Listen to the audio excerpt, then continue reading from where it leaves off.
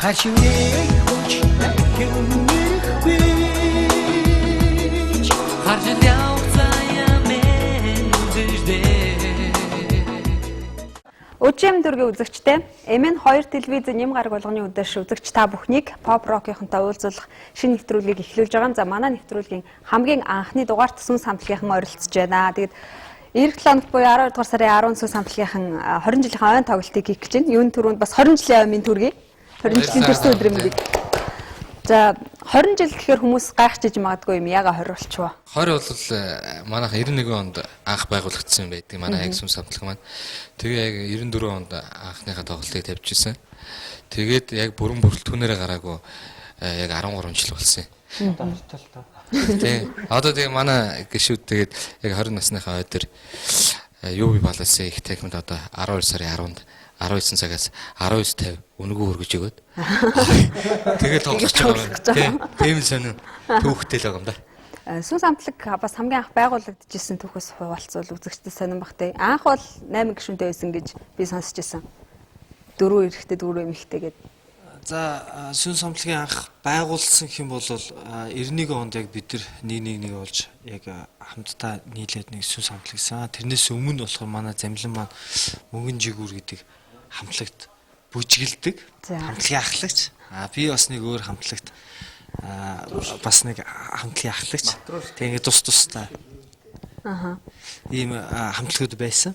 Тэгээд өөрсдийнх нь хамтлагууд нь тараад хэдүүлээ нэгдъя гэх тэгээд нийлээд тэгээд бид нар яг 91 онд анх яг байгуулагдаад явсан. Тэгээд тэр үед чинь манай залуучууд чинь 4 охин 4 залуу тэгээд сүүлдээ 4 охин гараад 8 залуу бүжгэлдэг байсан. Тэгээд бид нар анх бүр 13 14 настай байхдаа жинхэнэ тэр үед дэлгэрч байсан рэп бүжиг байсан. Эд авдаг байлаа шүү дээ. Эд бүжгэлдэг байлаа шүү дээ. Тэгээд рэп бүжиг гэдэг нь одоо үеийн нөө яриад байдаг шафл бүжиг маань тэр үед нөө гулсалт гэдэг нэртэй байсан. Тэгэл урагшаа хойшоо хажуу тийшээ тэгэл янз янзаар гулсан шүү дээ. Үүдэг байлаа. Яг тэр үед нөгөө бой бэндүүд гарч ирээд ёстой нөгөө нэг хэсэг шуугуулж исэн гэхэд болно те. Камертон байсан. Тэгээд танах байсан. За араас нь тэгэл бойз өндөр гэл яг 90-ад оны үедэр бүр нөгөө бой бэндүүд бол жинхэнэ одоо pop rock-ийнхныг орон зайг эзэлжсэн гэж миний хувьд боддгийн. Тэгэд 20 жилийн дараа эргээд уулзахад бас та нарт сэтгэл ямар байна? Эргээд нэгдээ тоглолтоо хийн гэхээр. Яг нь манайх ч нэг байгууллагатай 20 жилийн өмнө байгуулагдсан байхгүй. Тэгээд одоо л яг энэ залуучуудтай хөвгүүдтэй одоо энэ тоглолтоо хийж байгаа 10 хэдэн жилийн дараа 13 жил гэсэн тий. Одоо яг тэгж тоглож байгаа.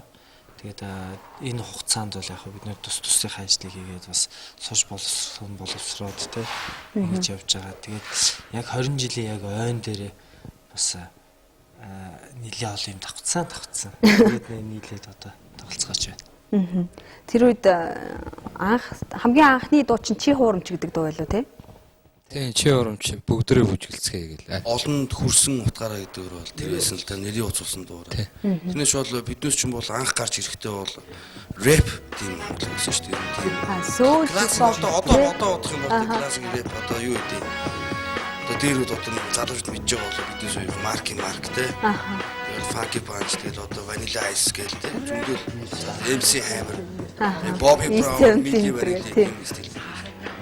Яг биднесийг хойд анх гарч ирж байхдаа бол яг Монголд яг бой бэнд гэсэн тийм хамтлаг тийм байхгүй байсан шүү дээ. Ганц байздаа манай байздаа ахал орилж байсан шүү дээ. Тэгээд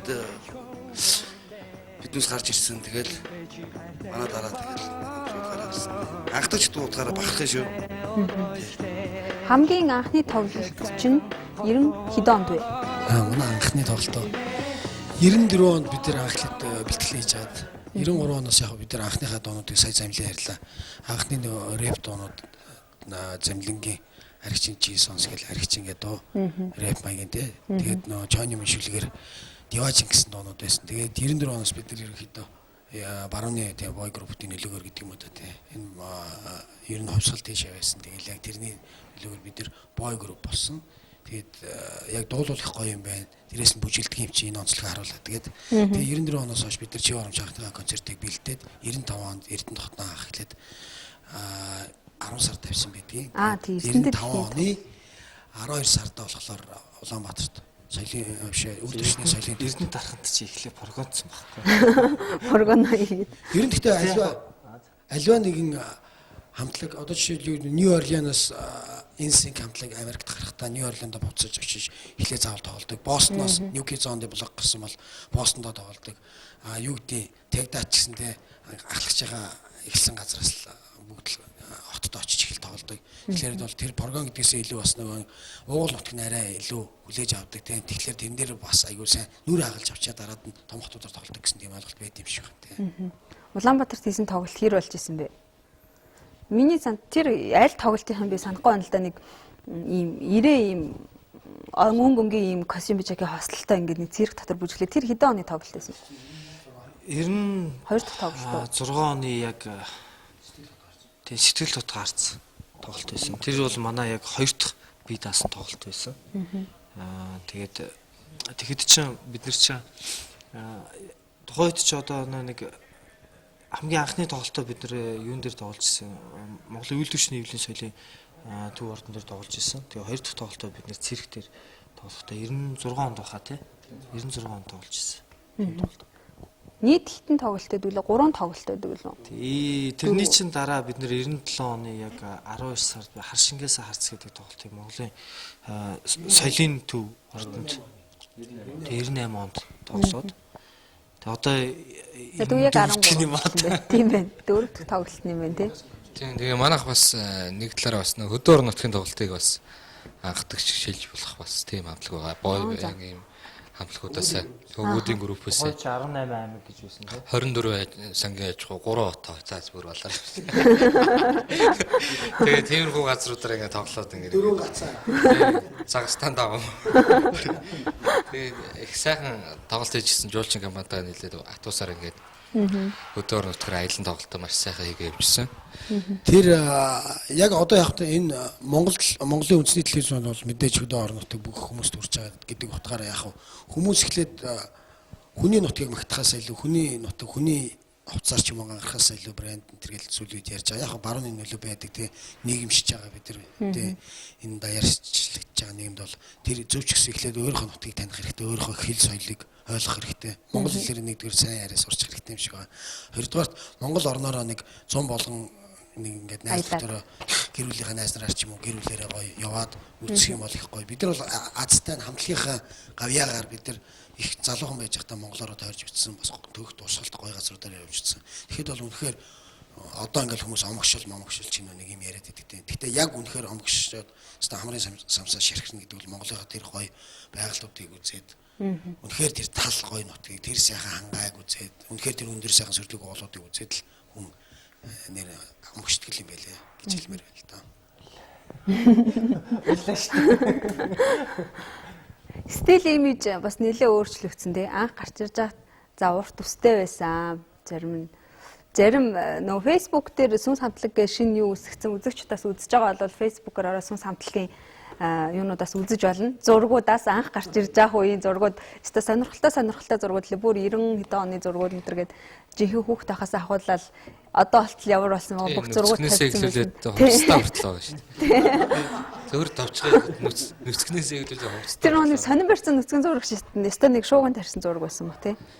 Тийм тухайд шоугаар. Тэр Backstreet Boys-ийн дараа байсан уу? Backstreet Boys бас нэг тийм нэг нүцгэн нэг тийм зураг гаргаж ирсэн. Backstreet Boys дураасан хаа манайх. Юу нөө? Тийм ер нь тийм. Тэгэхээс бол яг тухайд тэгэл хүүхдүүд байсан тэгэл үссэн юм л хийдэг байсан шүү дээ. Лавга урт устай байсан. Зарим нь бас урт устай байсан. Тэр зургийн талаар яхад тухайд манай хамтлагийн нэг фэн клуб гэдэг байгууллагатай Супер Сони дэрэгд фэн клуб гэж байгууллагатай Бачааргал гэдэг одоо яг тухайн Супер Сони сэтгүүлийн эрхлэгч одоо хариуцсан ажилтдаг байсан. Тэгээд биднэрт ер нь та нар ерөөс яг фэнүүдэд зориулаад нэг тийм гоё тийм сюрприз бариач тий нэг иймэрхүү юм хийгээч гэдэг анх яг энэ самтыг хэлж ийсэн. Тэгээ бид нар болохоор яг тэр супер сэтгүүлийн байраад тэгээд яг тэр зураг авалтан дээр яг бид нар яасан. Тэгээд тухайд бол нилээ шуугч ийсэн л та. Тэр сонины ард яг нүцгэн байсан уу? Юутай байсан уу? Үгүй юу гэдэг ингээд нилээ юм болж ийсэн. Тэр фэн клуб гэснээс тэр үед фэн клубтэй хамтлаг дуучин байсан уу? 90-ад онд. Ер нь бол байгаагүй. Гэхдээ манайх тэгээ дараад нь Никтон хамтлагийн фэн клуб гэж байгуулагдсан. Яг аль биесний тий. Хідэн гишүүнтэй байсан бэ? Одоо ер нь холбоо харилцаа байдгүй фэн клубүүдтэйгээ. Гэхдээ эхэндээ нэг 40-д байж байгаа 80-д болол нэг сүүлдээ яг нэг маань хамтлаг бүрэн бүрэлдэхүүнээр биш болох үед бол нэг 200 байсан баха.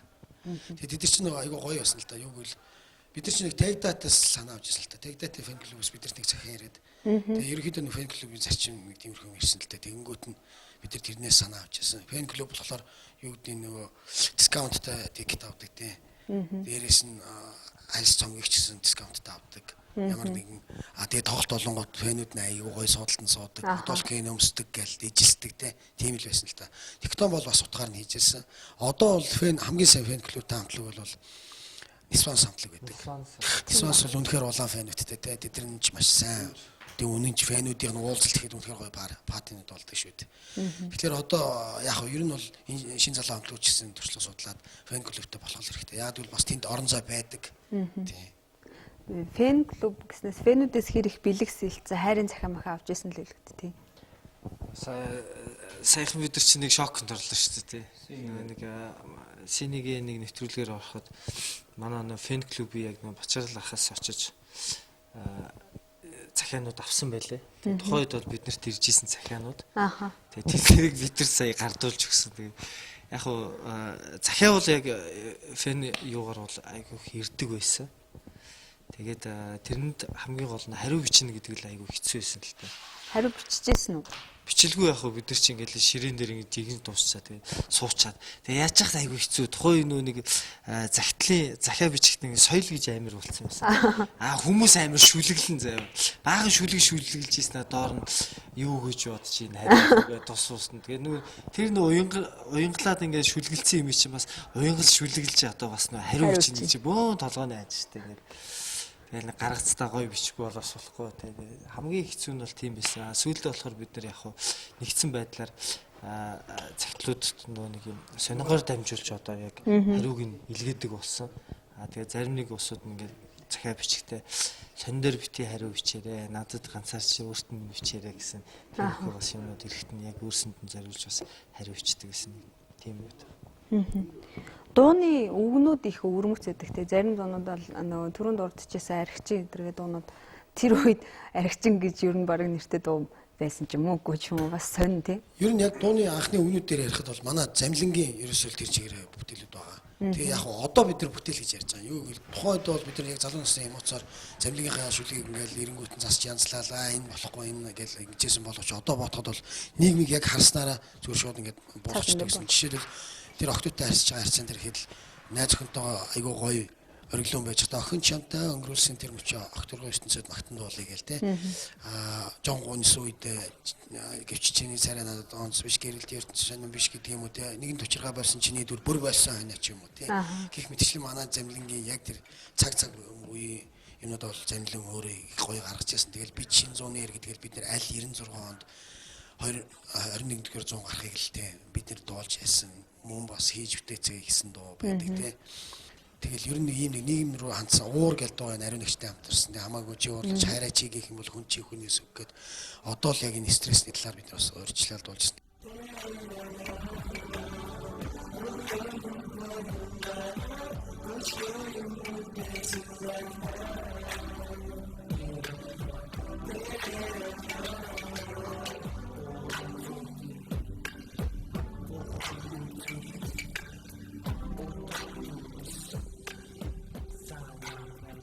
Хорин жилийн явд тохиолдол бас яруу наргийн ном гаргах гэж байгаа тийм. Одоо тэр маань бол одоо арай л болоогүй л тий. Тий. Яг тэгээд ерөнхийдөө жоо засч барих юм бас юм байна л да. Тий. Тэгэхээр одоо ярихад бол арай л шүү дээ. Тий. Тэгээ одоо яг манай тоглолтын хувьд бол ярихад бол ингээд одоо манайх ч ганц өдөр тоглоно шүү дээ. Ганц өдөр тоглох ч болохоор энэ бүх дуунуудын маань бүх үзэгчд маань тий бид бүгдийн дууг мэддэг дуунууд маань дуулагдана. Тэрнгээрээ бас маш онцлог гоё болно гэж бодож байгаа. Тэгээ ганцхан өдөр тоглохын тоглолт маань үзэгчтэйгээ нэг сайхан өнгөрөөл гэсэн бодолтойгоор бид бүхэн сүн самтлахын зорж байгаа. Хичнээн дуулагдах бай. Нэг 20 дуу дуулагдана. Тийм 20 дуу дуулагдана. Хамгийн ихээр хүмүүс үрсэн 20 дуу гэж байна. Тийм ердөөс бүх дуунууд нь тэгэл одоо сүүлийнхэн үл амрах хосын цаг нь олоогүй хайр тэгэл одоо юу гэдэг те чи урамч чиний дүр ингээд хамгийн гол нь тэр хүмүүсийн зүрх сэтгэл хүрсэн дуунуудаа л нэг көчийг өнгөрөхч одоо энд бас нэг хилэгдэг дундаас юу талын хайр гэдэг байдаг хүмүүс их дуртай өглөө нартаа уралдан босож өвсний шүүдрээр нөөрэ угаасан аав хүүгийн сэтгэл хариу ингээд энэ дууг бас дуулна чи тоосонгүй гэдээ бас тухайн яг орцны маягийн дуунууд байдаг шүү дээ өдөр хоног өнгөрөх тусам хороо дэлхий дээр ганцхан юм шиг хайр чи надтай итгэдэггүй хайр цааш шийд. бид нар одоо яаж шүлэглээд ийн гэвэл концертын дээр яг дуутаа сонсох хэрэгтэй. Тэр бас менежмент байна. Манай менежер хэлсэн үг байна. Тэгэхээр яг ийм гоё гоё дуунууд нь дуулаад бид нар ч өөрсдөө энэ дуунуудаа дуулахдаа маш таатай байгаа. Зүрх сэтгэл нь зөв газраа цохилж, огшиж, тесэлж, үйлж, дуулж, хашгирч, эсэрч, бүжиглэж явсан тэр лүе эргэн ирлээ. 20 жилийн түүх, 20 жилийн хөрлөл, 20 жилийн хийдүүд. Тоглолт ганцхан удаа болно гэж байгаа. Гэхдээ хүлээлт бол хүмүүсийн дунд асар их байлээ. Ялангуяа сүнс ганцхан удаа тоглоно гэж штэ гэл баг хүүе өнөөдөр билетийг аваач маргааш аваач гэл тэгсэн хүмүүс. Билет маань одоо яг маргаашнаас яг заргаж эхэлж байгаа. Маргаашнаас. Тийм маргаашнаас заргаж эхэлж байгаа. Тэгээд билет одоо зарим нь ингээд захиалгаараа бас авчиж байгаа. Тэгээ билетэнд яарцгаагаар гэж бас хэлэх байна. Яагаад гэвэл тэнцээ чинь 300,000 билет юу ах вэ? Энэ нөгөө яг мөгийн ингээд тоглолт яриад билет яриад ингэж мөгийн ер нь тоглолт билет зарах ажлыг харилцаа. Тэгээ өөрийнхөө ажлыг 100% хийчихгээд ингээд.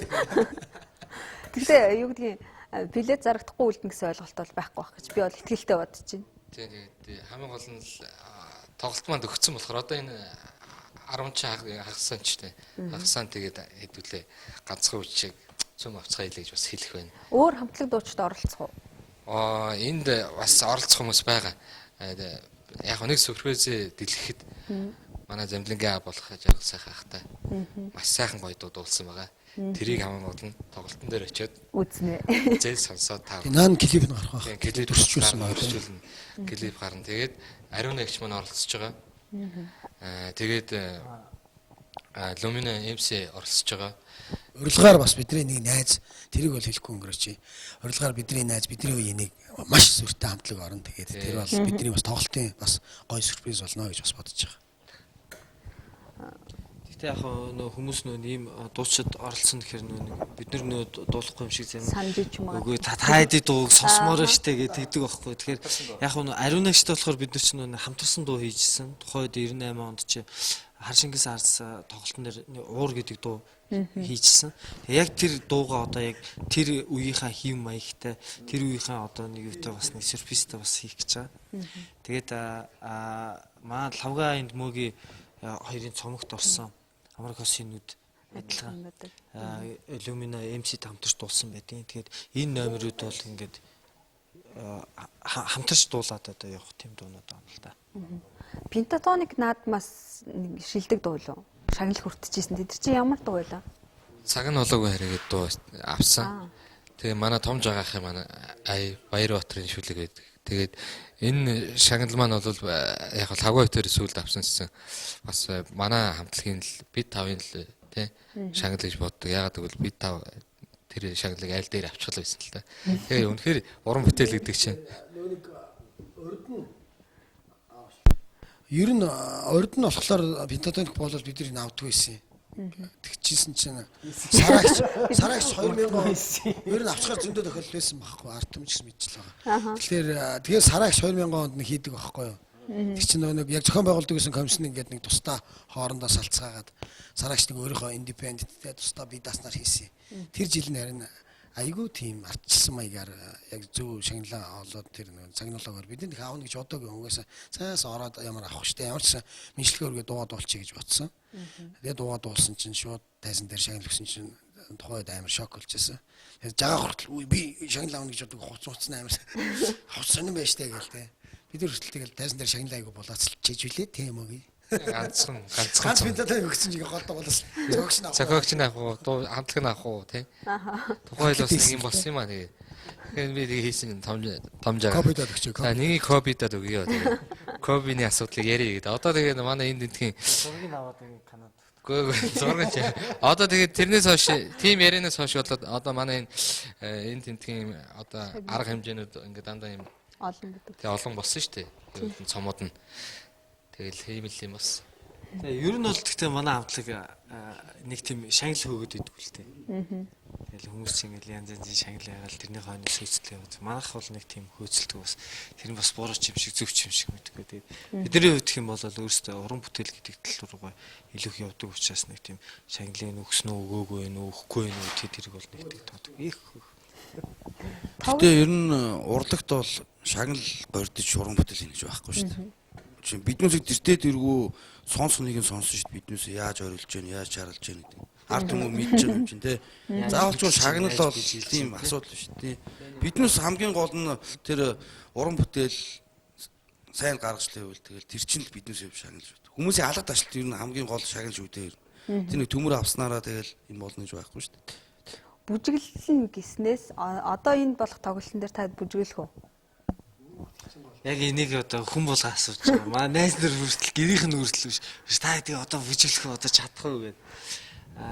Бид нар ч нэг багасаа бүжиглсэн.